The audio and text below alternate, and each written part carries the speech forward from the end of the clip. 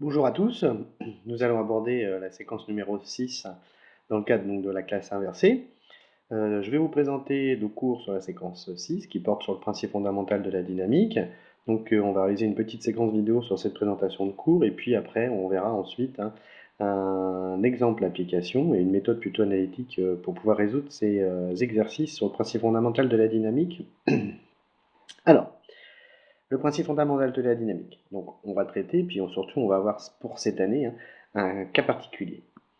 Alors, la dynamique, qu'est-ce que c'est? C'est l'étude des actions mécaniques extérieures qui s'exercent sur un solide isolé en mouvement ou en accélération. On va reprendre l'exemple du concorde qu'on avait vu dans la séquence numéro 5. Ce concorde, c'est un exercice qu'on fera en terminale, ce concorde est soumis à des actions mécaniques et en phase d'accélération. Et par exemple, un petit exercice de dynamique, c'est le confort des passagers limite l'accélération de l'avion à 0,4 fois l'accélération de la pesanteur, c'est-à-dire 0,4 fois g, ce qui équivaut à une accélération sur la piste de 4 mètres par seconde au carré. Et on se pose la question qui est quel est l'effort de poussée à fournir pour faire décoller le concorde. Voilà, ça c'est un exercice de dynamique. Cette dynamique, ce cours sur la dynamique sera étudié en terminale. Alors, découlent de ces dynamiques deux grands domaines, la statique et la cinématique. La statique, c'est un cas particulier de la dynamique, c'est l'étude des actions mécaniques qui s'appliquent sur un solide en équilibre ou en mouvement uniforme, c'est-à-dire à vitesse constante. Par exemple, on peut se poser la question sur une clé plate qui serre un écrou, quel est l'effort à fournir pour obtenir le serrage voulu? Voilà, où peut-on déplacer cette charge, etc. On verra la cinématique aussi, alors la statique, pardon, c'est ce qu'on va traiter aujourd'hui, cas particulier de la dynamique, et puis la cinématique en terminale, c'est l'étude des mouvements, liaison, mouvement, trajectoire, position, vitesse, accélération en fonction du temps. Par exemple, sur ce petit exercice, c'est quel est le mouvement du chariot de masse M1 et quelle est sa vitesse. Voilà un petit peu pour la présentation du cours, donc nous, cas particulier de la dynamique qui sera la statique. Alors, le principe de la dynamique. On peut l'aborder sous, justement, deux principes. On va voir ça tout de suite.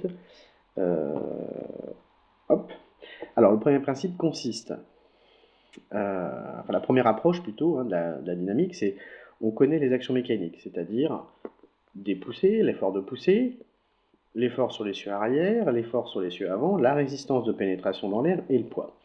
À l'aide du principe fondamental de la dynamique, on va pouvoir déterminer l'accélération de cet avion. Alors je vais juste effacer ça, ce qu'on vient de faire. Donc à l'aide de ces actions mécaniques, on va pouvoir déterminer l'accélération de cet avion, qu'on va noter A petit g.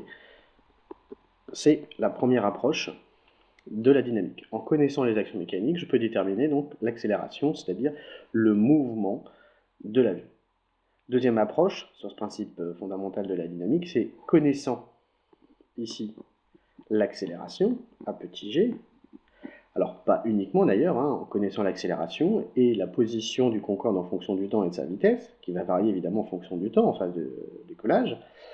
Connaissant cette accélération, cette position en fonction du temps et de vitesse, on va pouvoir déterminer les différentes actions mécaniques, l'effort de poussée, on l'a vu, les contacts sur l'essieu avant, réaction du poids sur l'essieu avant et sur l'essieu arrière, la résistance de pénétration dans l'air et le poids qui est généralement un vecteur connu. Voilà, donc on a ces deux approches, je répète, soit on connaît l'accélération et on va en déterminer les actions mécaniques, soit on connaît les actions mécaniques et on va déterminer l'accélération. Voilà pour le principe fondamental de la dynamique, avec ces deux approches possibles. Alors nous, on va se mettre dans un cas particulier, qui est le cas particulier d'une translation rectiligne. Donc, mouvement de translation rectiligne, on garde toujours notre exemple de concorde, avec ses différents vecteurs force, et son vecteur accélération qu'on va remettre ici au point G, petit ag. Voilà le vecteur.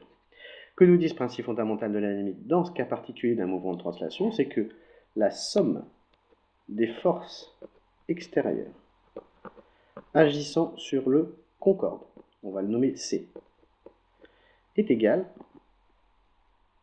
au... j'avais pris un peu les devants, est égale à la masse fois l'accélération du concorde au point G. Voilà ce qu'on peut dire. On peut dire aussi que la somme des moments au point G des forces extérieures agissant sur le concorde, tout ça en vecteur, je vous rappelle, c'est ce qu'on a vu dans la séquence 5, est égal au vecteur 2. Voilà les deux équations du principe fondamental de la dynamique pour le cas d'un solide en translation rectiligne. Voilà ce que le principe fondamental de la dynamique nous dit, et c'est à l'aide de ce principe qu'on va pouvoir donc élaborer donc soit les deux approches que je viens de vous présenter, c'est-à-dire calculer le vecteur accélération ou les actions mécaniques. Alors nous, je vous l'ai dit, ce principe, on va vraiment l'étudier en terminale. Ce qui nous intéresse, nous, c'est le cas particulier, et on va se mettre dans un cas particulier de ce principe fondamental de la dynamique, c'est-à-dire lorsqu'un solide est en équilibre, ou, j'insiste, ou à vitesse constante. Les relations qu'on vient de voir deviennent quoi? Si le solide est en équilibre, c'est-à-dire immobile, ou à vitesse constante, tout simplement ça veut dire qu'il n'y a plus d'accélération. Donc si l'accélération est nulle, j'ai somme des forces extérieures agissant sur le solide est égale au vecteur nul, et pour les moments, ça ne change strictement rien, on est égal aussi au vecteur nul. Voilà ce que deviennent les deux équations qu'on vient de voir. Donc c'est un cas particulier du principe fondamental de la dynamique, c'est somme des forces extérieures agissant sur le solide est égale au vecteur nul, somme des moments en un point I quelconque du solide isolé, j'insiste sur le solide isolé, des forces extérieures est égale au vecteur nul.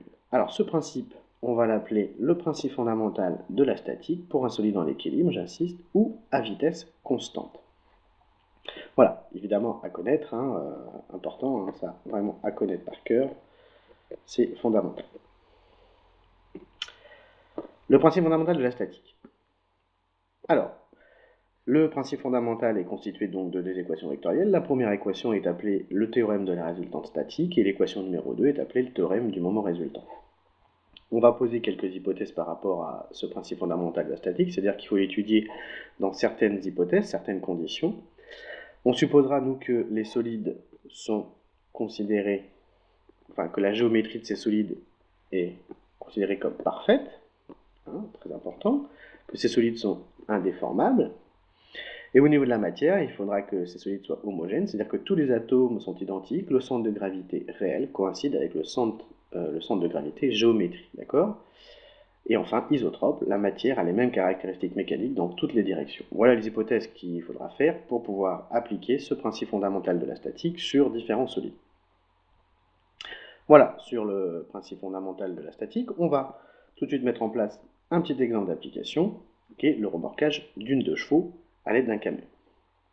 Alors, soit D et E, les deux points d'application, les deux extrémités d'une barre de remorquage. Le poids de la barre est négligé par rapport aux actions mécaniques qui sont en jeu. On va étudier l'équilibre de cette barre. Donc cette barre est à l'équilibre, ou plus particulièrement à vitesse constante. On va considérer que le camion ici roule à vitesse constante et remorque la 2 chevaux. Donc si ce solide 3, c'est-à-dire la barre 3, est à l'équilibre à vitesse constante, on peut appliquer le principe fondamental de la statique. Je vous rappelle qu'il nous dit quoi? Que la somme des forces extérieures, c'est-à-dire la somme des forces extérieures agissant sur 3, le solide isolé, est égale au vecteur nul. Alors j'ai combien d'actions mécaniques sur cette barre de remorquage? 2, une action mécanique au point D, qui est ici, une action mécanique au point E. Alors attention, D de 1 sur 3, c'est bien de la 2 chevaux sur 3 sur le solide isolé, et au point E, c'est de 2 sur 3 du camion sur la barre, le solide isolé. Si j'applique le principe fondamental de la statique, et plus particulièrement la première équation, donc le théorème de la résultante statique, je récupère quoi? Je récupère que cette équation-là, c'est-à-dire que D de 1 sur 3 plus E de 2 sur 3 est égal au vecteur nul, et je peux en déduire que D de 1 sur 3 est égal à moins E de 2 sur 3. Qu'est-ce que ça veut dire cette petite équation qu'on vient d'écrire en appliquant le principe fondamental de la statique à un solide soumis à deux actions mécaniques? Ça veut dire quoi? Ça veut dire que ces deux actions mécaniques ont bien la même norme, ont la même direction, qui est la droite DE, et des sens opposés, on le voit apparaître avec le moins qui est ici. Et ça, évidemment, c'est un théorème qu'on va pouvoir rédiger pour tous les solides soumis à deux actions mécaniques, évidemment à l'équilibre ou à vitesse constante. Et donc, on va le noter ici. Donc, vous notez, vous pouvez faire pause pour reprendre les remarques et revoir un petit peu ce qu'on vient de faire. Et donc, vous allez noter dans cet énoncé, lorsqu'un solide est soumis à deux actions mécaniques, lorsqu'un solide en équilibre ou à vitesse constante est soumis à deux actions mécaniques, ces deux actions mécaniques ont même norme, même direction, mais sens opposé. Voilà ce qu'il va falloir rédiger dans l'énoncé. D'accord? Cet énoncé, évidemment, ça s'applique à tous les solides, soumis à tous les solides, j'insiste, en équilibre à vitesse constante, soumis à deux actions mécaniques. Voilà, pour ce cours sur le principe fondamental de la statique, vous voyez, c'est très très court, hein, c'est l'application de la séquence numéro 5, hein, de ce qu'on a vu sur les rappels mathématiques, les actions mécaniques et les vecteurs moments. Voilà, je vais refaire une petite séquence vidéo qui sera la suite du cours sur la méthode générale de résolution analytique et on va tout de suite faire un petit exemple d'application pour appliquer ce qu'on vient de voir, c'est-à-dire appliquer le principe fondamental de la statique, qui est ici, pour un solide en équilibre à vitesse constante. Voilà, allez, je vous dis à tout de suite.